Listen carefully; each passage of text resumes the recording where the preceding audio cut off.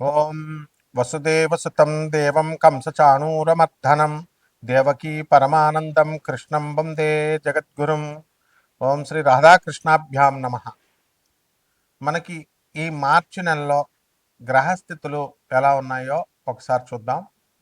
మనకి ఈ యొక్క శని మీనరాశిలో, కేతువు సింహరాశిలో, రాహువు కుంభరాశిలో, ఆ తర్వాత పంచగ్రహ కూటమి వచ్చిందండి. అందువలన రవి కుజ బుధ శుక్రులు కూడా కుంభరాశిలోకి వచ్చి రాహుతో కలిసి ఉన్నారు. ఆ తర్వాత గురుడు మిథున రాశిలోకి వచ్చాడు. ఈ విధంగా ఉన్నటువంటి గ్రహస్థితి వల్ల మనకి పంచగ్రహ కూటమితో పాటు మనకి ఈ యొక్క మిగతా గ్రహాలతో మనం కనుక చూసుకున్నట్లయితే ద్వాదశ రాశుల వారికి అందరికీ కూడా మనకి కొన్ని ఫలితాలు వస్తాయి. అందువలన ఒక్కొక్క రాశి వారికి మనకి ఏం జరుగుతుంది తెలుసుకోవాలనుకుంటే ముందు మనకి ఏలినాటి శని జరిగేటటువంటి గ్రహాలు 3 ఉన్నాయి.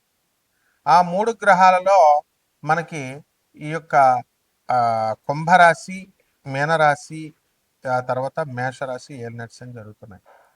కాబట్టి కొన్ని కఠినమైనటువంటి పరీక్షల్ని ఈ రాశుల వారు ఎదుర్కోవాల్సినటువంటి అవసరం ఉంది.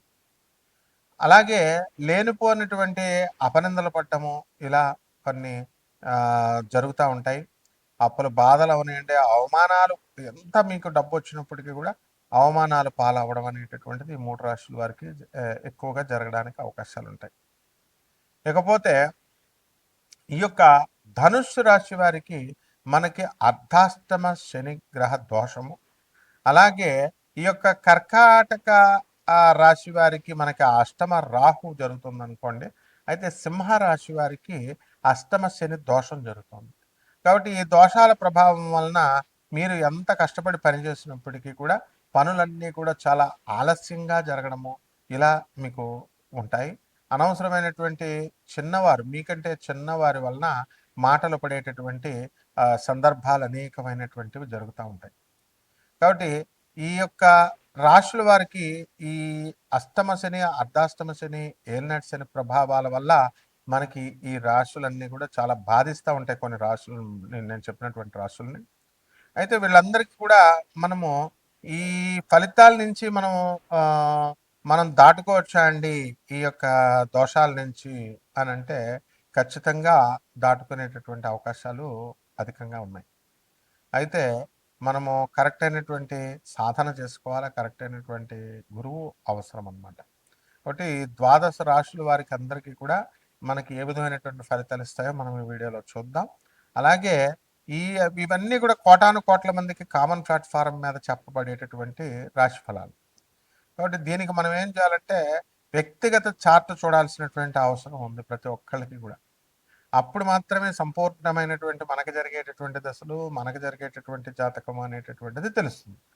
కాబట్టి ఈ రకంగా ఒక్కొక్క రాశి వారికి విడివిడిగా మనకి ఈ మార్చి నెలలో 2026 సంవత్సరంలో మార్చి నెలలో మనకి ఏ విధంగా జాతక ఫలితాలు ఉండబోతున్నాయో మనం చూద్దాం. మీనరాశి, ఈ మీనరాశి వారందరికీ కూడా ఎన్నటి శని జరుగుతుంది. ఉద్యోగాలు రానటువంటి వాళ్ళు మీనరాశికి శుభవార్త, ఉద్యోగాలు వస్తాయి. విదేశాలకు వెళ్ళాలి అని ప్రయత్నిస్తున్నటువంటి వాళ్ళందరూ కూడా విదేశాలకు వెళ్ళడానికి అవకాశాలు ఉన్నాయి. ఏలినాటి శని జరుగుతుంది కాబట్టి కాస్త మనసంతా కూడా అశాంతితో మనకి నీరసంగా ఉంటుంది. మిమ్మల్ని మీరే ఉత్తేజపరుచుకుంటూ మీరు ముందుకు వెళ్ళాలి. అదేవిధంగా ఈ రాశి వారికి అందరికీ కూడా చక్కగా రిక్రియేషన్ కోసం మీరు ఏ పని చేసినా పర్వాలేదు. And you have to escape from the clutches of the Shani, lord Shani. కాబట్టి రైతులు బ్రహ్మాండంగా పంటలు పండిస్తారు. అద్భుతమైనటువంటి అప్పుల్ని తీర్చి పడేస్తారు. అద్భుతంగా మిరాకిల్ అనమాట మీ లైఫ్లో. కాబట్టి ఈ యొక్క మీనరాశి వారికి వివాహాలు కానటువంటి వాళ్ళకి వివాహాలు అవడానికి అవకాశాలు ఉన్నాయి. అండ్ లవ్లో మీరు సక్సెస్ అనేటటువంటిది మీరు చూస్తారు. అయితే ఈ యొక్క దైవ ఆరాధన వల్ల, రాధమ్మ తల్లి ఆరాధన వల్ల మీరందరూ కూడా కష్టాల నుంచి మీరు తప్పించుకోవడానికి అవకాశాలు ఉన్నాయి. ఉద్యోగం లేనటువంటి వాళ్ళకి ఉద్యోగాలు వస్తాయి. అందువలన రాధాకృష్ణులను ఆరాధించండి. అదేవిధంగా చక్కగా ఈ రాశి వారికి అందరికీ కూడా నూతనమైనటువంటి వ్యాపారాలు చేయాలి, 2-3 వ్యాపారాలు చేయాలి అనేటటువంటి ఆలోచనలతో కొత్త కొత్త వ్యాపారాలు చేస్తారు. అండ్ యువర్ లైఫ్ స్టైల్ అంతా కూడా చాలా కాస్ట్లీగా, రిచ్‌గా మారడము అనేటటువంటిది మీరు చూస్తారు. అలాగే అప్పుల బాధతో బాధపడుతున్నటువంటి వాళ్ళంతా కూడా క్రమేపీ అప్పుల నుంచి బయటికి తీర్చేయగలుగుతారు. బయటికి వచ్చేస్తారు. అలాగే ఆర్మీలో దూరంగా ఉద్యోగాలు చేస్తున్నటువంటి వాళ్ళందరూ కూడా దగ్గరగా వచ్చి ఫ్యామిలీ మెంబర్స్‌తో మీరు అంతా కూడా టైమ్ స్పెండ్ చేసేటటువంటి అవకాశాలు మీకు లభిస్తాయి. అలాగే చక్కగా బంధుమిత్రులందరితో కూడా కలిసి కలహాలు లేకుండా మీరు జీవించడం అనేటటువంటిది జరుగుతాయి. అలాగే కోర్టు సమస్యలు అలా కంటిన్యూ అవుతా ఉంటాయి. ఎవరైతే ఆస్తుల కోసం దాయాదులు, పెదనాన్న, చిన్నాన్న పిల్లలు వీళ్ళందరూ కొట్టుకుంటున్నారో ఒక కాంప్రమైజ్‌కి వచ్చేసేయండి. చక్కగా మ కొట్టుకోవాల్సినటువంటి అవసరం లేదు. అనవసరంగా డిస్ప్యూట్స్‌కి వెళ్ళకండి. ఇది ఏలినట్స్ అనే సమయం. అలాగే ఆనరబుల్ జడ్జెస్‌గా, పోలీస్ ఆఫీసర్స్‌గా ఉద్యోగం చేస్తున్నటువంటి వాళ్ళందరికీ కూడా ప్రమోషన్స్ రావడానికి అవకాశాలున్నాయి. అలాగే అవినీతికి వెళ్ళకండి. వీలున్నంత వరకు పేదవారికి, అనాథలకి, వికలాంగులకి, ఈ యొక్క సాధువులకి దానాలు చేసుకుంటూ వెళ్ళండి. తప్పకుండా మిరాకిల్స్ అనేటటువంటివి మీ లైఫ్‌లో మీరు చూస్తారు. మీ పిల్లల ఆరోగ్యం గురించి అప్పుడప్పుడు మదన పడాల్సినటువంటి అవసరం ఉంటుంది. మీ భార్య అనారోగ్యం గురించి అప్పుడప్పుడు మదన పడాల్సినటువంటి అవకాశం ఉంటుంది. కాబట్టి ఏది ఏమైనప్పటికీ కూడా మీరు చక్కగా మీరు ప్రాక్టికల్‌గా ముందుకు వెళ్ళిపోతారు. అలాగే సమాజంలో మనము చర్య అనేటటువంటిది నేర్చుకోవాల్సినటువంటి అవసరం ఉంది. ఆనందమూర్తి గారు, ఆనంద్ మార్గాశ్రమం గురూజీ మనకి ఆనందమూర్తి గారు, సుభాష్ చంద్రబోస్ మేనల్లుడు చెప్పింది సమాజంలో ఎలా బిహేవ్ చేయాలి అనేటటువంటిది చర్య ఇస్తుంది. కేవలం ఏదో దైవ సాధన అనేది కాదు. ఇవన్నీ ఆనందమూర్తి గారి లిటరేచర్ చదవండి. అందువలన ఈ యొక్క పేదవారికి సేవ చేసుకోండి. అనాథలకి, వికలాంగులకి, సాధువులకి సేవ చేసుకోండి. బ్రహ్మాండంగా ఉంటుంది. ఎల్నెట్స్ దోషం నుంచి సత్వరం తప్పించుకుంటారు.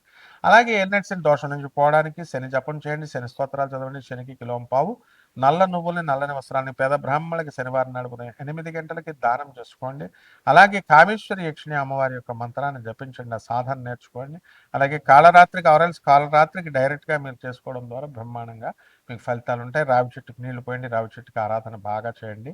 ఓం శనిశ్చరాయ నమః అంటూ బ్రహ్మాండంగా ఉంటుంది. శుభమస్తు.